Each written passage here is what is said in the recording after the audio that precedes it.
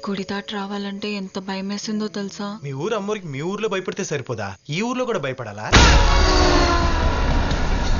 Hi, welcome back to కోస్తా కూర. మనం already నిన్న విరూపాక్ష 2 పార్ట్స్ కి రియాక్షన్ ఇచ్చేసాం. ఈ రోజు వచ్చేసి థర్డ్ అన్నమాట. ఎక్కడంటే ఇప్పుడు నాగబంధం వేస్తారు కదా, ఈ నాగబంధం కాడి నుంచి 8 రోజులు ఏం జరుగుతుంది అనేది చూద్దాం. స్టార్ట్.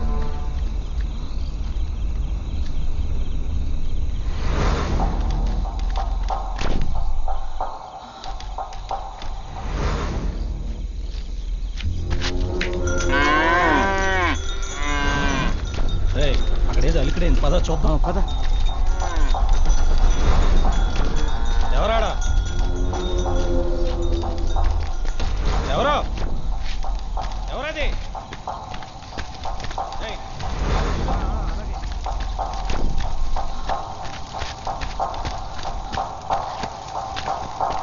మమ్మ తల్లి నన్ను మన్నించు.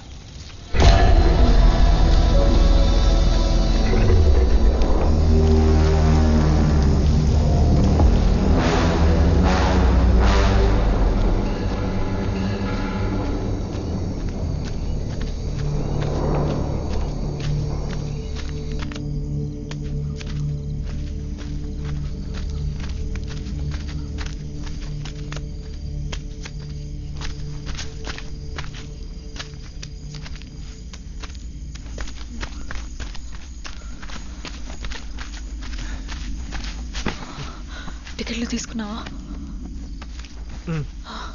అబ్బా ఇవ్వు కుమార్. అవును, రైలు ఎన్నింటికి?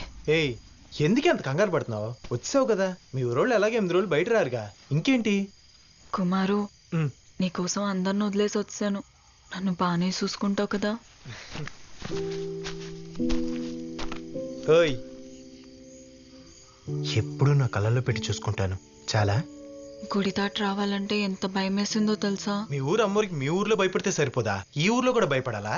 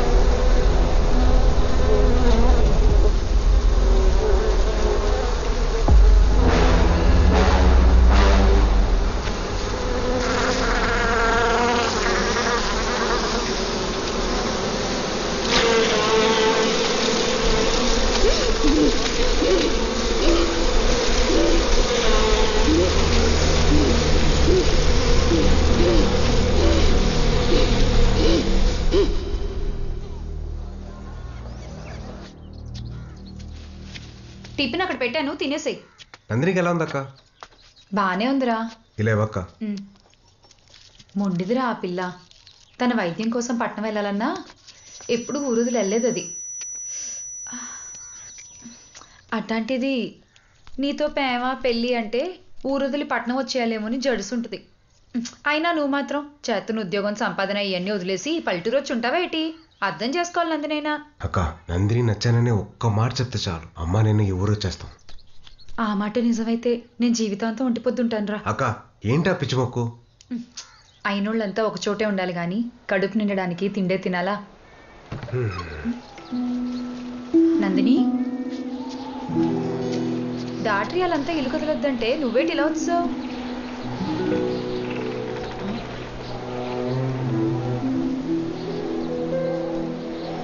నేనేంటి తిరిగి ఎందుకు వచ్చావు సూర్య? నన్ను బతికించడానికా? ఈవేళ కాకపోయినా రేపైనా నేను చనిపోతాను. రేపు కూడా నేను నీతోనే ఉంటాను నందిని. చెప్పింది వింటావా? నీలా ప్రేమతో బతకడం నాకు రాదు. ఇలా జ్ఞాపకాలతో బతికిస్తుంటాను. ఏంటిది? ఇది మా అమ్మ జ్ఞాపకం. ఇన్నాళ్ళు నా దగ్గరుంది. ఇది నీ దగ్గరుంటే నేను ఎప్పటికీ నీతో ఉన్నట్టే. నీ అంత ప్రేమించడం నాకు రాదు.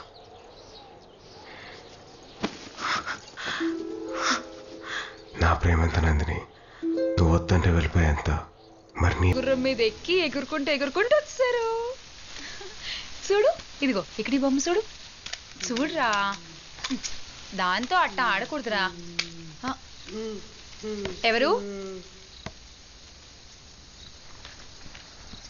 అప్పుడు ఏటైందంటే పెద్ద రెక్కల గుర్రం. ఇందాక నేను ఎవరది? ఒరే పట్టుకో.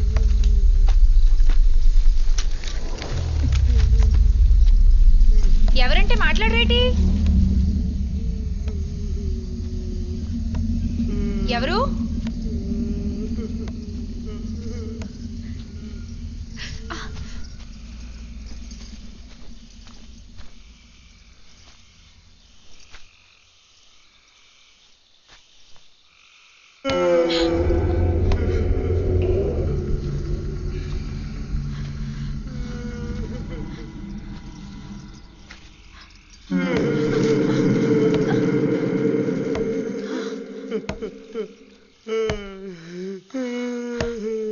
ఎవరిది?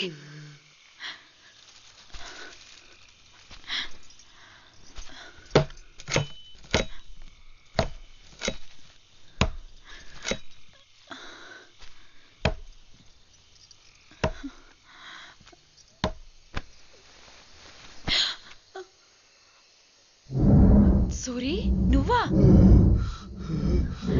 ఏమైందిరా? ఎందుకు ఎడుతున్నా? మాట్లాడవేట్రా? సూరి, సూరి, సూరి.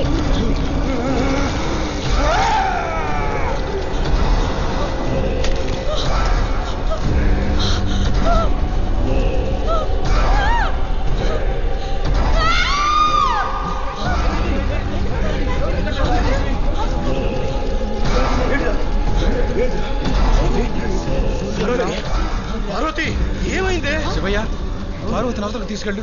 చీకటి వాళ్ళ చావును చూసి జడుచుకున్నట్టుంది.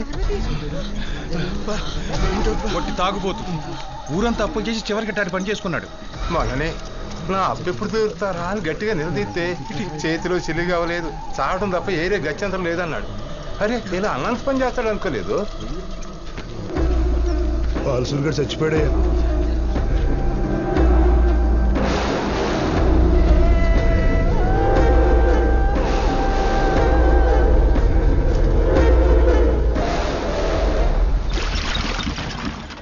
నందిని, అమ్మా నందిని గదిలో ఉంది బాబు.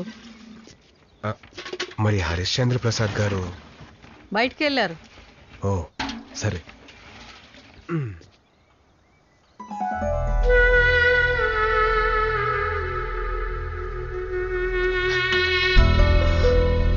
నువ్వేంటిక్కడ? ఎంత పెద్ద కళ్ళు ఉంటే అంత ఎక్కువ ప్రేమ ఉన్నట్టు తెలుసా? వదలు, వదలు, పనుంది. మీ అక్క వాళ్ళ ఇంటికి వెళ్ళాలి. అయినా సరే వదలను. అలాగా, సరే. నానా, ఈయనప్పుడు చూడు ఏడని చెప్పారు.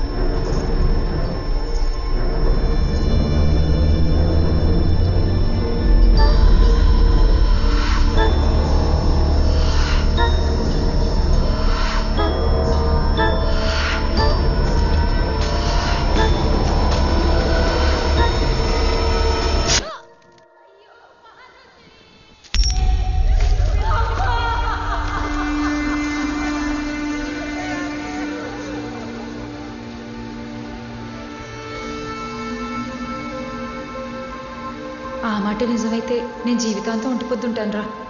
అయినోళ్ళంతా ఒక చోటే ఉండాలి కానీ కడుపు నిండడానికి తిండే తినాలా? నీ మనసులో ఉన్న మాట ఏదో దానికి చెప్పే. ఈ ఊరొచ్చిన అన్ని పనులు అయిపోతాయి.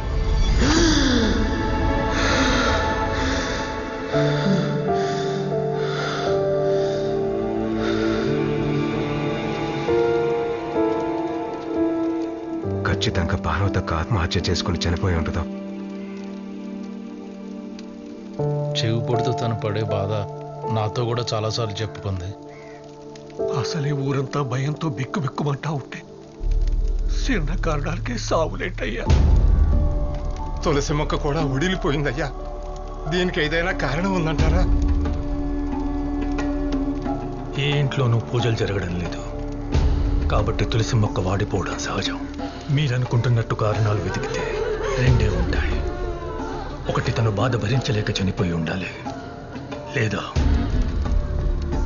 అష్టదిగ్బంధన నియమాల్ని ఎవరైనా అతిక్రమించి ఉండాలి. నియమాల్ని ఎవరైనా దాటారా?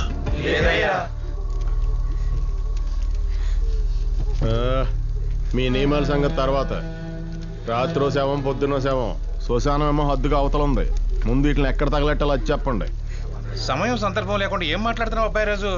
అది అడగాల్సింది నన్ను కాదు కారణం, హద్దులేసిన పెద్దల్ని. ఊళ్ళో శ్మశానం లేదు కాబట్టి ఈ శవాల్ని నీ ఇంట్లో తగలెడదామని పోచారే.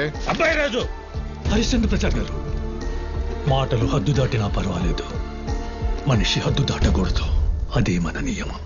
బ్రహ్మయ్య అయ్యా, గడప గడపకెళ్ళి మన ఊళ్ళో 351. నాకు అసలు ఆ రైలు ఆల్రెడీ సినిమా చూసారు చాలామంది, బట్ ఆ ట్రైన్ సీను థియేటర్లో షాక్ అయిపోయారన్నమాట. యాక్సిడెంట్ అవ్వగానే ఒక్కొక్కడు ప్యాన్ తడిసిపోయింది. ఆ తర్వాత వచ్చేసి 1 by 1 అందరూ చనిపోతూ ఉంటారు అనమాట. ఇప్పుడు అర్థం కాదు మనకి ఎందుకు దయ్యం ఉందా లేదా అని కాన్సెప్ట్ అర్థం కాదు కాసేపు మనకి. బట్ కంటిన్యూస్గా వెళ్తూ ఉంటే అందరూ చనిపోతారనమాట. సో ఆఖరికి హీరో వాళ్ళ అక్క కూడా చనిపోతుంది అనమాట. సో ఒకళ్ళ తర్వాత ఒకళ్ళు ఆత్మహత్య చేసుకుని చనిపోతారు. కానీ ఎందుకు ఏంది అనేది ఎవరికి అర్థం కాదు. ఇంకా కంటిన్యూ చూద్దాం. అయితే ఇందులో నాకు బాగా నచ్చింది అంటే సస్పెన్స్. మనిషిని బాగా సస్పెన్స్ తీసుకెళ్ళి థ్రిల్గా బాగా భయపెట్టి మరీ ఎక్స్ప్లెనేషన్ ఇస్తానమాట సీన్కి. అది బాగా నచ్చింది నాకైతే. సస్పెన్స్ బాగా నచ్చింది, స్క్రీన్ ప్లే చాలా బాగా నచ్చింది. ఎప్పుడైతే కాస్త లో అనిపిస్తుందో అప్పుడు బ్యాక్గ్రౌండ్ స్కోర్ వచ్చి ఇంకా ఎలివేట్ చేస్తుంది అనమాట. మీకు ఎక్కడ బోరింగ్ రాదు. ఎందుకంటే ఇప్పుడు ఇటు పక్కన చూస్తే నెక్స్ట్ సీన్ ఏమవుతుందన్న మిస్ అయిపోతామన్న ఫీలింగ్ వస్తుంది అనమాట సినిమా. సో నెక్స్ట్ సీన్ కూడా చూసేద్దాం. ఆ తర్వాత మనం ఫుల్. అండ్ ఈ వీడియో మీకు నచ్చినట్టు ప్లీజ్ సబ్స్క్రైబ్ చేయండి, కామెంట్ చేయండి, లైక్ చేయండి. బాయ్.